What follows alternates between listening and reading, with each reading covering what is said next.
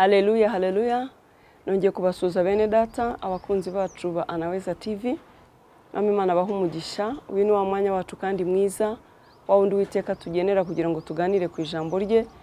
Twongere kwegera intebe y'imbabazi, twongere kwegera aho ubuntu bwe buri, tugubwe neza mu kubaho kw'Imana. Haleluya.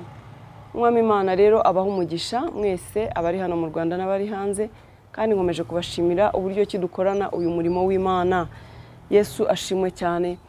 Uyu munsi rero nabwo Imana iguha umugisha kandi duha umugisha twese. Uko tugira umwete wo gushaka mu maso h'Imana, niko tuzahirwa, niko tuzarushizaho kubona ineza y'Imana ibihe byose. Reka dusenge Imana yacu tuyihe ikaze kugira ngo ibane natwe muri uyu mwanya mwiza w'ijambo ryayo. Turagushimiye Uwiteka Imana yacu, Imana nziza, Imana ikomeye, Imana yera yo kwizerwa, Imana yo kwiringirwa no gupfukamirwa, Imana yo gutambirwa. Tuguhaye ikaze muri uyu mwanya nyaguhora ku ngoma, tugushimira uburinzi bwawe bukomeje kuba ku buzima bwacu, tugushimira uburyo ukomeje kuturwanira intambara nyinshi zo tuzi n'izo tutazi, tugushimira Mwami uburyo ukomeje kutwitaho no kuduhaza mu byifuzo byacu. Tuguhaye icyubahiro nyaguhora ku ngoma. Turabizi hari benshi batariho kandi bakifuje kuba bariho. Mwami Imana, kuba twebwe turiho n'ubuntu bwawe n'urukundo rwawe, ntabwo rwose tujya tubifata nk'ibisanzwe na gato. Izina ryawe nirishimwe. Turabizi ko hakiri umugambi ku bugingo bwacu, hari ibyo ugishaka ko dukora Mwami. Turagusaba ngo duhumure amaso y'umwuka n'ay'umutima kugira ngo tubashe kumenya icyo dushakaho muri iyi minsi Uwiteka. Udushoboze kugendera mu nzira zawe zihesha izina ryawe icyubahiro. Urakoze rero, turakuraritse ngaho ganza utegeke, Mwuka Wera ntudusige, ntubure kunyobora no kunyigisha kuko ntacyo nashobora ndi jyenyine, ariko ubanye nanjye wankoresha iby'ubutwari, bwoko bwawe bugatabarwa. Kandi nsenge buri muntu wese umvira ijambo nuzaryumva ikindi gihe Mwami, kugira ngo uzamwiteho kandi uzasubize kwifuza kwe kose, kuko ijambo ryawe ririmo byose Mwami twifuza. Urakoze rero, turakuraritse utugirire neza, ntihagire usigara uko yari ameze amaze kumvira ijambo, cyangwa uzumvira ijambo ntazavire mwaho Mwami. Icyubahiro no guhimbazwa n'ibyo mu izina rya Yesu. Amen, amen. Haleluya. Uyu munsi rero bakunzi ba Anaweza TV tugiye kuganira ku ijambo ry'Imana rivuga ngo ese ujye ugira igihe cyo kwisuzuma no kureba uko ubanye n'Imana yawe. Haleluya. Ujye ugira igihe ukiha umwanya wo kwicara no kwisuzuma no kureba buryo ki ubanye n'Imana yawe. Bwana sifiwe. Niba utajya kugira igihe cyo kwicara no kwisuzuma ngo urebe uko ubanye n'Imana, umenye neza yuko ibyo ukora atari byo. Birakwiriye ko uzajya ugira igihe ukicara ukareba mbanye nte n'Imana yanjye, turagendana dute, muri iyi minsi nditwara nte, Imana irangaye iki, cyangwa Imana irashaka ko nkora nte, Imana irashaka ko nyura he, irambwira iki, Imana iravugana nanjye iki muri ibi bihe. Ni ngombwa kujya wicara ugasuzuma imibanire yawe n'Imana. Kwa kundi ugira igihe cyo kwicara ugasuzuma imikorere yawe, ukareba business yawe, ukareba ibipfa n'ibikira, ukareba aho washyiramo impinduka, ukareba uko wabigenza, ukareba uwo wareba kugira ngo agufashe mu bucuruzi butera imbere. Ni nako ukwiriye kujya ugira igihe cyo gusuzuma imibanire yawe n'Imana, kugira ngo ugire ibyo utunganya, kugira ngo urebe aho wanyura, kugira ngo Imana ikubone neza, kugira ngo ukore ibishimwa n'Imana. Ese ni ijambo ry'Imana utagisoma?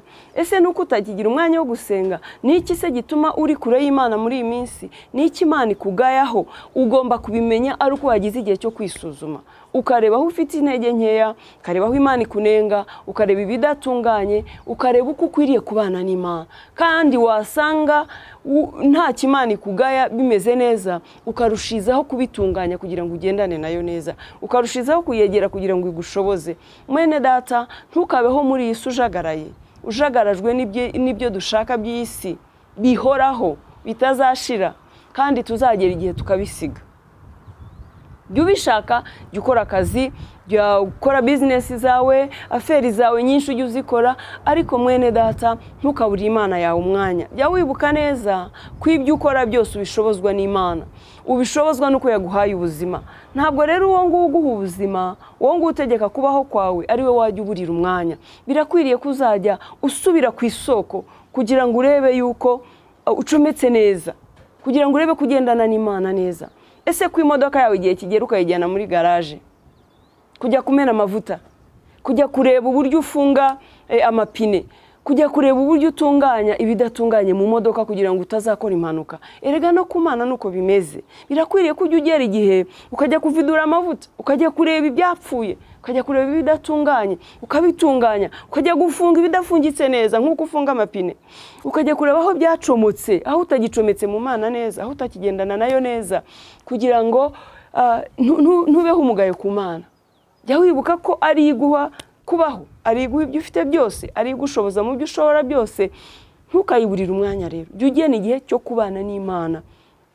Wicare, utekereze, usenge, nurangiza utware igihe usenge, uvuga uti Imana, ni hehe nkwiriye gutunganya? Ni hehe nkwiriye guhindura? Ni gute nahindura imibanire yawe yanjye nawe? Ni gute natunganya ibidatunganye? Jya ugira igihe cyo kwisuzuma. Kandi ntukibagirwe mwene data, ntukibagirwe. Jya ubishyira mu mutwe no mu mutima ubitekereze. Wibuke ko aha mu isi atari iwacu. Wibuke ko igihe kizagera tukimuka. Hari aho tuzajya kuba ubuziraherezo. Aho ngaho naho ukwiriye kuhashyira imbaraga ukahubaka. Yesu ashimwe cyane. Reka rero dusome ijambo ry'Imana uyu munsi mu gitabo cya Luka ibice 15 guhera ku murongo waho wa 11. Umutwe w'amagambo uravuga ngo umugani w'umwana w'ikirara. Umugani w'umwana w'ikirara. Kandi arababwira ati hariho umuntu wari ufite abahungu babiri. Umuhererezi abwira se ati data, umugabane w'ibintu unkwiriye. Nuko agabanya amatungo ye. Iminsi mike ishize umuhererezi ateranya ibintu bye byose, aragenda ajya mu gihugu cya kure. Yayisha ibintu bye ubugoryi. Abimaze byose inzara nyinshi iratera muri icyo gihugu, atangira gukena. Aragenda ashaka ku muntu wo muri icyo gihugu. Aragenda ahakwa ku muntu wo muri icyo gihugu. Amwohereza mu gikingi cye kuragira ingurube. Yifuza guhazwa n'ibyo ingurube zaryaga, ariko ntihagira ubimuha. Nuko yisubiramo aribwira ati abagaragu ba data ni benshi kandi bahazwa n'imitsima bakayisigaza, naho jye inzara insinze hano.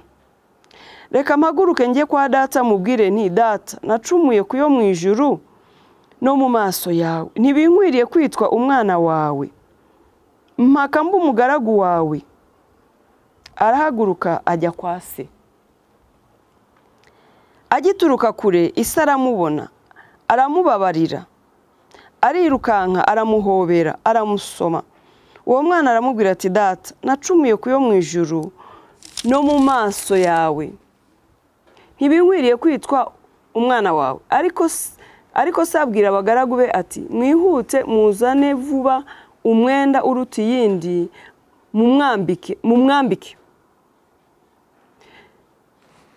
mumwambike n'impeta ku rutoki n'inkweto mu birenge. Muzane ikimasa kibyibushye mu kibage turye twishime. Kuko uyu mwana wanjye yari yarapfuye none akaba azutse. Yari yarazimiye none dore arabonetse. Nuko batangira kwishima. Haleluya. Nkuko tubyumvise mu ijambo, uyu mugabo yari afite abana babiri b'abahungu. Noneho umwana umwe ahitamo kuba ikirara. Yumva ibyo abona kwa se ntibimuhagije. Yumva ntaturije kwa se ntibimushimishije, ashaka kwigenga.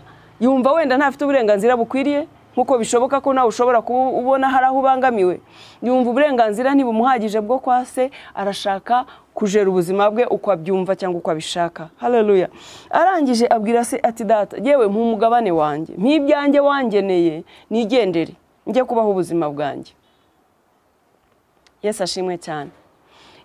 Uko niko tujya tubura ubwenge rimwe na rimwe. Nawe yabuze ubwenge, yagombaga kubana na se kugeza igihe se azabonera ko igihe kigeze cyuko amuha umugabane. Wenda abona ko imyaka y'ubukure bwe ihagije, abona ko no mu bwenge bwe ashobora kwibeshaho, ariko we yagize ubwira. Hariho igihe tugira ubwira tugakora ibintu mbere y'igihe. Nawe rero yagize ubwira, abwira se ati mu mutungo wanjye ndashaka kwigendera. Yesu ashimwe cyane. Ise arawumuha, agabanyamo ibintu bye kabiri, amuha umugabane we. Wa muhungu aragenda.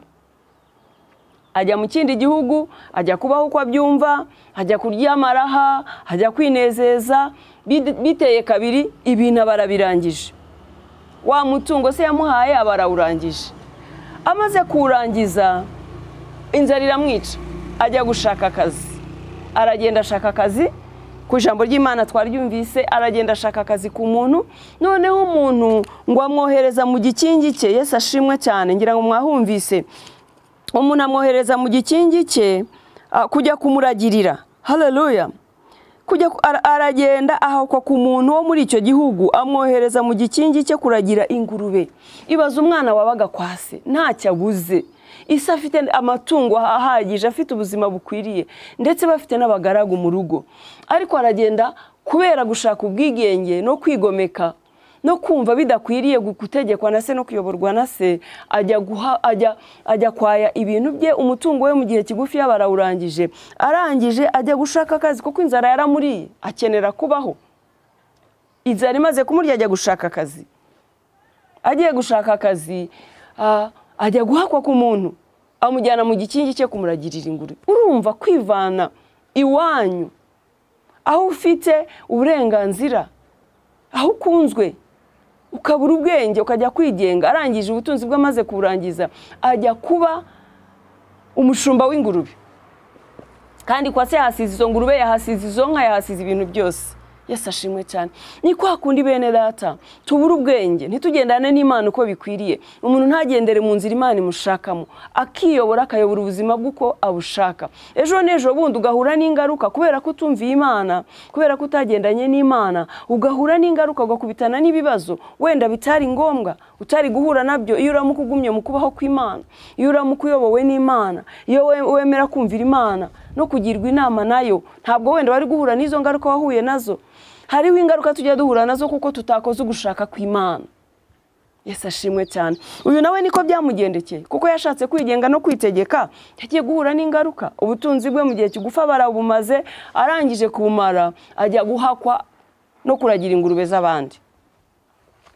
Noneho ngo inzara iramwica, akajya yifuza kurya ibyo kurya ingurube zashigaje, ariko ntibikunde, ntabibone. Yesu ashimwe cyane. Ndumva wahumvise. N'ibyo ngibyo ingurube zashigaje ntabashe kubibona, kubera yuko yari ku ishuri, yari ku ikosi, yagombaga kwigishwa n'Imana. Kubera ko atumviye se, atashatse kugandukira se, yashatse kwigenga, yashatse gukora ibintu bye uko abishaka. Twabyumvise, n'ingurube ntabwo ibyo kurya byazo yabashije kubibona. Haleluya. Sinzi ko wahumvise. Aravuga ngo yifuza mu murongo wa 16 hano ku bice 15, ngo yifuza guhazwa n'iby'izo ngurube zaryaga. Inzara iramurya, yumva yifuza guhazwa n'iby'izo ngurube zaryaga, ariko ntago byari gukunda, ntago byakunze. Urumva gusonza kugera aho yifuza guhazwa n'iby'ingurube zaryaga, nabyo bikanga, ntibikunde. Hariho igihe duhura n'ibintu kubera kudaca bugufi, kubera kutumvira, kugera aho yifuza guhazwa n'iby'izo ngurube zaryaga, ariko ntihagira ubimuha. Arasonza, arakubitika, umucakara. Nyamara kwase nawe yarafite abagaragu bakorera urugo rw'iwabo, ariko kubera ubuswa bwe, kubera ubucucu, kubera ubugoryi, kubera kutumvira, kubera kudaca bugufi, asiga mukuru we mu rugo iwabo, wajya kuragira ingurube, kuko ubutunzi bwe yabumaze, ajya guhakwa. Yifuza ibyo kurya by'ingurube, nabyo birabura. Yesu ashimwe cyane. Imana itubabarire. Kutumvira bituviramo ingaruka, kutumvira bitubera ikibazo, tugahura n'intambara, tugahura n'ibibazo, tugakubitika. Ariko hari ikintu kimwe gusa uyu mwana yakoze, uracyumva neza hano. Umurongo wa 17 ngo nuko yisubiramo aribwira ati, abagaragu ba data ni benshi kandi bahazwa n'imitsima bakayisigaza, naho jye inzara insinze hano. Abagaragu ba data ni benshi, abona asize, barya imitsima bakayisigaza, ariko jyewe inzara insinze hano, n'ibyo kurya by'ingurube simbibonye.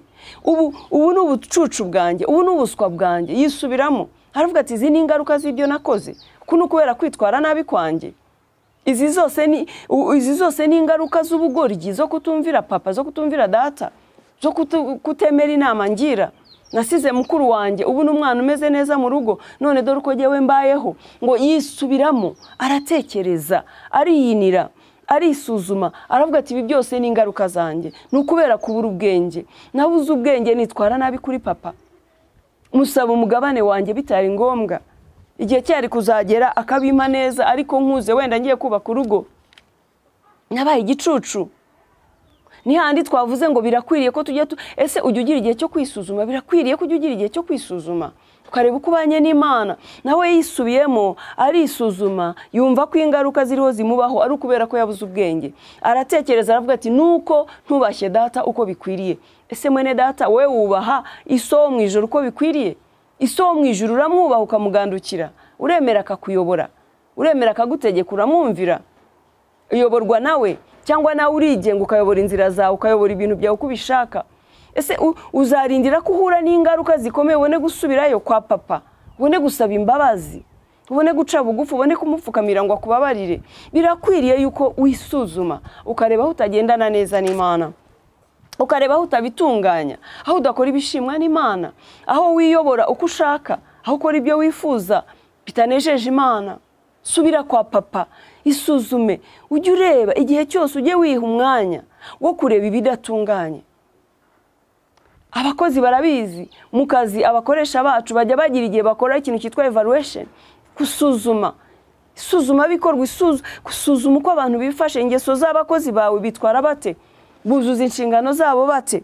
Hariho igihe abantu bazamurwa mu kazi bakabona za promotion kubera uko bitwaye no kubera uko buzuza inshingano zabo. Erega mwene data, iby'isi bijye bigushushanyiriza iby'ijuru. N'Imana nuko nguko, hari igihe tuzamura mu ntera kubera uko twitwara, uko tubanye nayo, uko tuyigandukira, uko duca bugufi. Haleluya! Uko tuyubaha, ko dukora ibyo ishaka, ibyo bikayitera kutuzamura, bikayitera kuduha natwe kudushyiraho amapete, ikaduha agaciro, ikaduha indi ntebe, ikakwimura ku ntebe wari uri ikakwicaza ku yindi, kubera yuko wayubashye, wayubahishije, kuko ugendana nayo neza. Birakwiriye kuzajya ugira igihe cyo kwisuzuma, ukamenya neza ko nawe ukwiriye kugira igihe cyo kwevaluatinga, kwisuzuma, kwirebaho, ubugingo bwawe ukaburebaho, ukabutekerezaho. Ndiho ndanezeza Imana? Ese ndiho ndagendana n'Imana uko bikwiriye? Ni hehe natatiriye? Ni hehe natanye? Ni hehe nataye inzira y'Imana? Ni hehe nkwiriye guhindura? Ese ni imibanire yanjye n'abantu? Ese ni mu mivugire nitwara nabi? Ni mu mikorere yanjye se? Ni mu mitangire yanjye se? Ni iki kintu Imana ingayaho kugira ngo ngitunganye? Ni ngombwa kuzajya ugira igihe cyo kwisuzuma no kureba buryo ki Imana yawe gufashe, no kureba buryo ki Imana yawe kwishimiye cyangwa ikugaya, ugahindura. Haleluya! Ntukabeho uri ikigenge, ntukabeho uri ikigomeke. Jya ushaka umwanya wo kwegera Imana, urebe ikikuvugaho n'ikikubwira. Ntukajye wiyobora gusa uko ubyumva. Ntuzarindire ko uhura n'ingaruka nk'uyu mwana w'ikirara wageze aha akagaruka kwa se kuza gusaba imbabazi, ariko ibintu byose byarashize, yarakubititse, akagaruka imbokoboko.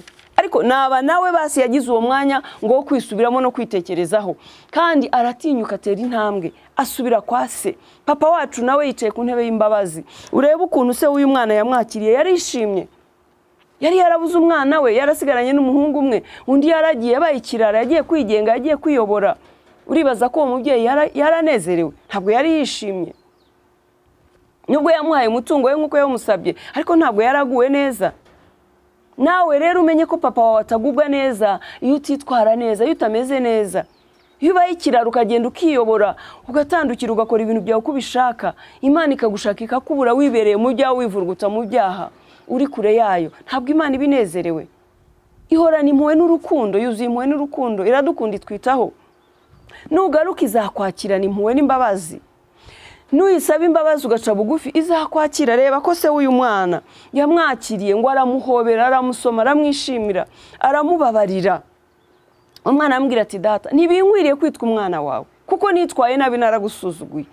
Nacumiye ku yo mu ijuru, nawe ngucumuraho. Ariko nibura nshyira mu bagaragu bawe, mbumwe mu bagaragu bawe, kuko kuba umwana aho simbikwiriye. Nakoze ibigayishije, ariko nibura nshyira mu bagaragu bawe mbumwe muri bo kugira ngo nanjye nibura mbeho nk'abagaragu bawe kuko bo babayeho neza ukurikije uko narimbayeho hariya narimpatswe. Yesu ashimwe cyane. Ise n'ubuzu bwinshi n'imbabazi n'urukundo aramuhobera aramwishimira ategeka abagaragu ati nimushake ikanzu mumwambike nimuzane inkweto mumwambike nimuzane impeta aramwishimira amukorera ibirori ati nimugende murebe ikimasa kibyibushye hariya mu kibage kuko umwana wanjye yari yarazimiye yari yarapfuye none aragarutse. Imana ingaruriye umwana wanjye nari narabuze. Yesu ashimwe cyane. Aramubabarira nta nubwo yigeze yita ku byo yakoze arabyibagirwa kuko ababyeyi batunga imbabazi. Aho n'ababyeyi bo mu isi. Ese uribaza ko papa wo mu ijuru watagufitiye impuhwe? Garuka mwene data, garukiraho. Garuka bitaraba bibi, subira ku Mana, subira kwa papa. Genda ubwira intege nke zawe, yibwira ubwambara busabwa, yibwira ibicumuro byawe, yibwira ibyaha byawe, ibyo wakoze bigutandukanya n'ubuntu bwayo. Tinyuka uyibwire yicaye ku ntebe y'imbabazi kandi hora iteze amaboko kugira ngo ikwatire. Ntabwo inejejwe nuko warimbuka. Imana inezezwa nuko twese twagendana nayo neza tukazabona ubugingo. Iradukunda urukundo ruhoraho. Ni nacyo cyatumye itanga umwana wayo w'ikinege. Kubera iki ushaka kuba igicibwa? Kubera iki wagiye ku mwana w'ikirara? Wavuye mu rugo kwa papa, wagiye kwiyobora, wagiye kwiba, wagiye gusambana, wagiye mu byaha bitandukanye, wagiye mu bidahesha Imana icyubahiro. Uriho urakora iki mwene data? Uri mu biki? Ni ibiki biguhugije? Ni ibiki bikurangaje? Ni ibiki bigushyize kure y'Imana? Ese uribuka ko iyi si tuzayivamo? Ese uzi ko isaha n'isaha ubuzima bwawe bwahinduka? Ese ntabubona bapfuye? Ntabubona se batungurwa? Ese uramutse utunguwe cyangwa agenda amutse ntunguwe? Erega biba bikwiriye ko twicara dutunganye kuko ejo n'ejo bundi ntabwo umuntu aba ahazi. Yesu ashimwe cyane. Ubuzima bwacu bugengwa n'Imana. Ni byiza ko dukora muri iyi si ariko tugashyira n'imbaraga nyinshi gutunganya ejo hacu. Tugatunganya aho tuzaba ejo, aho tuzaba ubuziraherezo.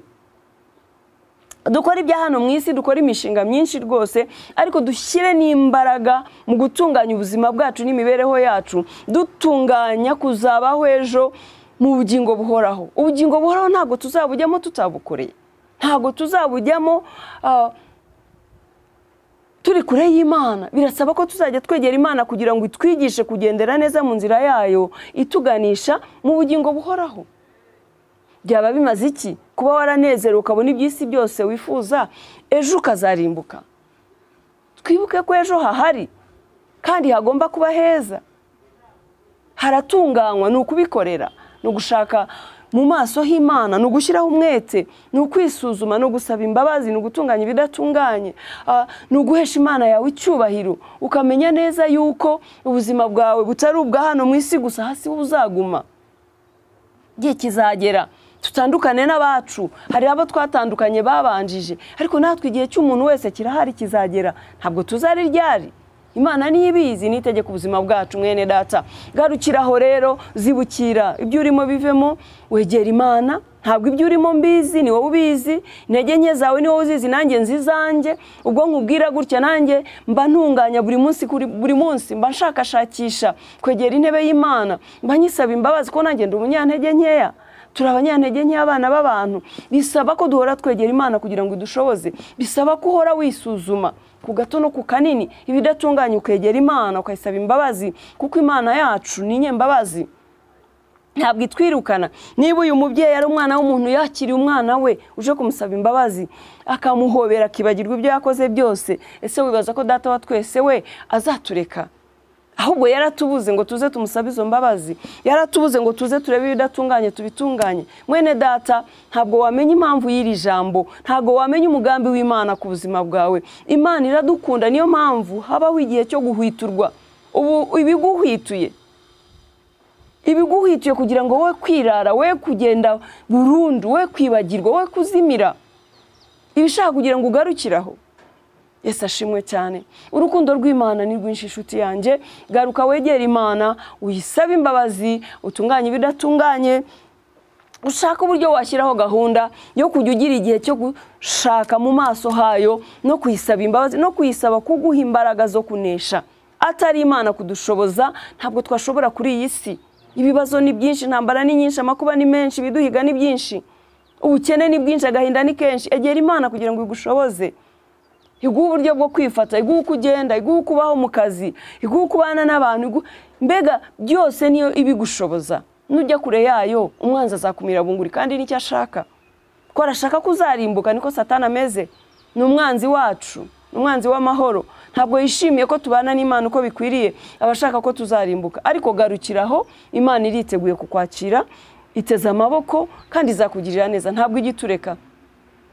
Haleluya. Ntabwo igitureka. Kandi ntabwo Imana yaturemye turi abakiranutsi. Irabizi ko turi abanyantege nke. Ariko iyo tuyegereye tukayisaba imbaraga, iraziduha. Iyo tuyegereye tukayisaba imbabazi, iraziduha. Iyo tuyegereye tukayisaba kutuyobora, iratuyobora. Iyo tuyisabye kutugira inama, itugira inama. Kuko ntacyo twashobora. Niyo yonyine yo kudushoboza kuri iyi si, yakagana agahinda kuri iyi si yuzuye ibikomeye byinshi. Ntugerageze rero kuyobora ubuzima bwawe uko ubushaka, egera Imana. Kandi inshuti yanjye, inshuti yanjye, jya wibuka. Ntugatwarwe ngo wibagirwe. Jya wibuka ko ahatari iwacu. Jya wibuka ko aha turi abahisi. Jya wibuka ko aha turi abagenzi. Kandi nubyibagirwa, ujye wibuka bene wanyu bapfuye. Niba ugiye kubyibagirwa, ujye wibuka inshuti zawe zapfuye.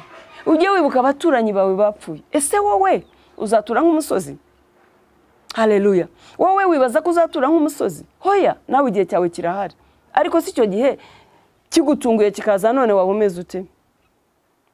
Ko tutazi umunsi, tutazi isaha. Ko Imana ari ibitegeka.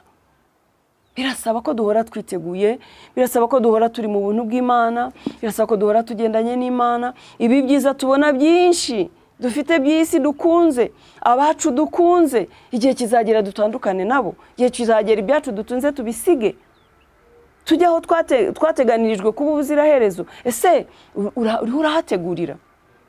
Ese ashimwe cyane. Twibuke yuko hari ubwami bubiri. Twibuke ko ibyo umuntu akora nibyo azahemberwa. Haleluya. Niba ukorera iby'ijuru uzahabwa ijuru, uzahabwa ubugingo buhoraho. Ariko niba ukorera iby'isi gusa ukibagirwa ko hari ubugingo buhoraho, ubwo ibyawe nyine bizahera aho ngaho. Imana rero iguha umugisha, ugire kwisuzuma no kwisubiramo. Ubu biba bije nko kudukangura no kutwibutsa. Nturangare mwene data, ntiwibagirwe, ahubwo uharanire gutunganya iby'ejo, kugira ngo ejo nihagera uzabe mubahiriwe, uzahabwa ubugingo buhoraho. Uzicarane n'umwami wawe wagupfiriye wakubambiwe. Uzanezerwa ubuziraherezo. Kuki ushaka kwivutsa ayo mahirwe kandi umwami wawe yaragupfiriye kugira ngo uzabone ubugingo? Erega yikoreye ibyaha byacu, yikoreye indwara zacu zose, mbega ibyakatubabaje byose yarabyikoreye. Yatubereye inzira n'ukuri n'ubugingo. Haleluya. Nshuti yanjye rero, gira ibyo utunganya, kandi ujye ugena uwo mwanya mu buzima bwawe. Muri gahunda zawe nyinshi ujye ugena umwanya wo gusuzuma imibanire yawe n'Imana kugira ngo utazatungurwa. Umwami Imana aguha umugisha rero nshuti yanjye. Uwiteka Imana aguhire, aguha umugisha mu byo ukora, mirimo y'amaboko yawe ayiha umugisha. Ariko n'ubugingo bwawe, bwegurira Uwiteka, bushyigikirwe n'Uwiteka. Tugira umwanya wo gusoma ijambo ry'Imana kugira ngo rikubake, rikuyobore. Umucyo w'Imana ujye ukumurikira. Egera Imana ikwigishe, iguhugure, kuganiriza. Imana iravuga bene data, nta muntu Imana itaganiriza. Iyo ugiye imbere y'Imana irakuganiriza. Haleluya. Ijambo ry'Imana riravuga ngo intama zanjye zumva ijwi ryanjye, nanjye numva ijwi ryazo. Nta muntu udashobora kumva ijwi ry'Imana. Iyo wiyeguriye Imana, ubugingo bwawe ukabuyegurira, rwose wumva ijwi ryayo irakuganiriza. Kandi aho ikugaye irahakwereka, n'ibyo ukunenga irabikwereka. Egera Imana rero kugira ngo uyobore ubuzima bwawe. Ntukibagirwe kujya wisuzuma kugira ngo ejo utazatungurwa. Imana iguhe umugisha kandi iguhire. Turagushima Uwiteka Imana yacu, Imana nziza, Imana nzima yo kwizerwa no kwiringirwa. Tugushimira ijambo ryiza Mana riduhwitura, ridukangurira Mwami Imana kutajya twiyibagirwa, kujya twegera intebe yawe y'imbabazi, tukisuzuma tukareba uko tubanye nawe kugira ngo ejo tutazatungurwa. Urakoze kudukunda Mwami, urakoze kuduhwitura, urakoze kuhwituye abana bawe bakurikirana Weza TV. Mwami Imana, ntihagire usiga uko yarari. Mwuka wera w'Imana aganiriza imitima y'abana bawe, buri umwe agira igihe cyo kwisuzuma, kuko tutazi umunsi cyangwa isaha. Ibyo bitegekwa nawe kandi bibeshwaho nawe. Urakoze Uwiteka Imana, haza kwifuza ku bwoko bwawe kandi bagiriye neza muri byose. Icyubahiro no guhimbazwa n'ibyo Mwami Imana, mu izina rya Kristo Yesu dusenze, amen. Imana iguhe umugisha. ntiwibagirwe gukora subscribe, iri jambo ntukibagirwe kurisangiza abandi, kandi ukomeze gushaka amaso h'Imana nawe uzahirwa. Shalom shalom.